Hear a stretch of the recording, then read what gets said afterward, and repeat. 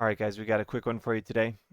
We're going to talk about how the direct registration of shares can allow one to invest in American market securities without participating in American securities markets Ponzi schemes. All right, so there's Ponzi schemes going on in the securities markets, and we're going to talk about how the direct registration of shares avoids participation in those Ponzi schemes. Okay, so you got publicly traded corporations, right? This is like GameStop, Nike, Microsoft, Tesla, okay?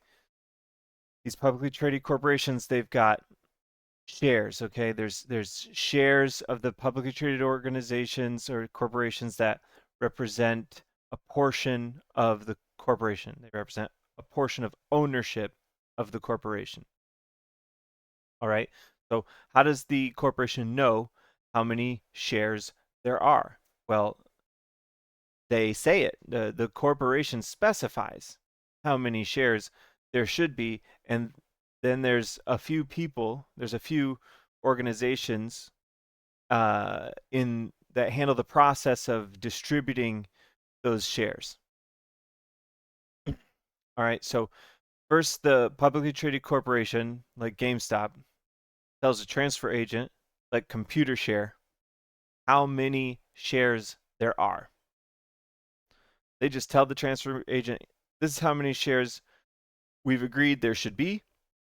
And then the transfer agent distributes those shares to the DTCC, the Depository Trust and Clearing Corporation, and to direct registration. All right, so there's two routes that shares can take once the transfer agent has the shares to distribute. Okay, one is they go to direct registration. This is individual investors or organizations with self-custodian ownership. Okay, so this means that these people are holding their shares in what's called book name.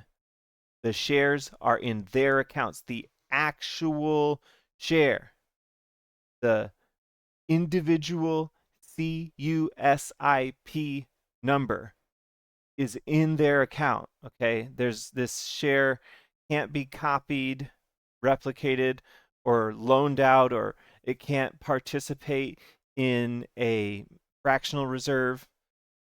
The share is actually there in your account. That's direct registration. Okay, that's book name. All right. So the other route that shares of publicly traded corporations get distributed to is the Depository Trust and Clearing Corporation. This is the DTCC. So this is the top authority on the distribution of shares in the market. All right. They distribute shares to market makers and brokerages from here. Okay. The central depository, Seed & Co., and then to brokerages, and then to the individual investor, and these are known as beneficial shares or street name. All right. Now you'll notice the Ponzi scheme structure is contained below this point. Okay, so we got arrow here. It's pointing at this location here beneath the transfer agent. All right, so we know there's Ponzi schemes going on in the market because of the amount of shares that exist in accounts that shouldn't be there. Okay, there's just too many accounts, there's too many shares of too many corporations. Okay, so we know that there's Ponzi schemes going on somewhere below this point. All right, so the question is where and how? All right. Now, unfortunately, the answer is kind of everywhere and with all methods. So it's pretty difficult for me to just sit here and define exactly where the Ponzi scheme is. It's actually a systemic issue which is participated in a plethora of ways at every level.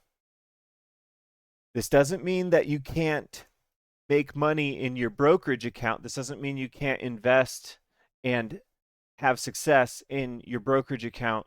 You absolutely still can, but it does mean that there is a systemic risk currently in the market where at any point a significant portion of the market could just collapse and disappear, and there would be no recourse for reassembling people's investments. The lost investments would just be lost. There's nothing to replace them with. The only reason that a run on the bank or a similar financial catastrophe hasn't occurred yet is because just not enough people have decided to take their money out of this side of the market, this left side of the market controlled by the Depository Trust and Clearing Corporation. Okay. They still have enough money to cover the people who are taking money out. But if everybody wanted to take their money out, or it wouldn't even have to be everybody, if 20% of people decided to just take their money out of this side of the market and move it to this side, the direct registration side, there's no way they could support that. There's no way. There would absolutely be, you know, an incredible amount of lost investments that just they would not be able to replace, and it would echo all over the place. You couldn't even predict all of the chaos that a event like that would create. Uh, so just to kind of give you a little bit better idea how these Ponzi schemes work, uh, there's lots of methods. Okay, so there's rehypothecation of shares. So this is when brokerages and hedge funds they lend their clients securities. Okay, so they loan out securities that they do not own. Their clients own these securities and they loan them out and they collect the interest. Okay, and then maybe the client gets interest payments. Maybe the client is aware that this is going on, but then again, maybe not. That's called rehypothecation. All right. So this is one element which contributes to the Ponzi nature of American securities markets. Another one is when brokerages, market makers, and hedge funds act as fractional reserves. All right, so a fractional reserve is a an organization which accepts deposits but then doesn't necessarily hold on to all of the deposits all the time. All right, so this is the way all American banks work. This is the way the Fed works, and this is the way all banks and credit unions work. All right, so they collect deposits, and then they don't just sit on that money. They loan it out, and they collect interest on the loans. That's how they make a profit, of course, on top of fees and everything else a bank does. But the primary idea is that they're making loans and they're collecting interest. All right. Uh, Now, brokerages are not supposed to act as a fractional reserve. Okay, they're supposed to hold on to all of the deposits, and they're not supposed to play around with them. But they do. They do. And so, because they're acting like a fractional reserve, then that means that way more securities and liquidity seem to be available on the market than there really are. Okay, now you Google it Look at what these brokerages say. They all say we're not a fractional reserve. But then when you look at the data, when you look at the stunning amount of accounts and investment in the market, it simply cannot be accounted for. These organizations must be acting as fractional reserves. And of course, when you've got an organization that's acting as a fractional reserve but telling you it's not, that is a Ponzi scheme.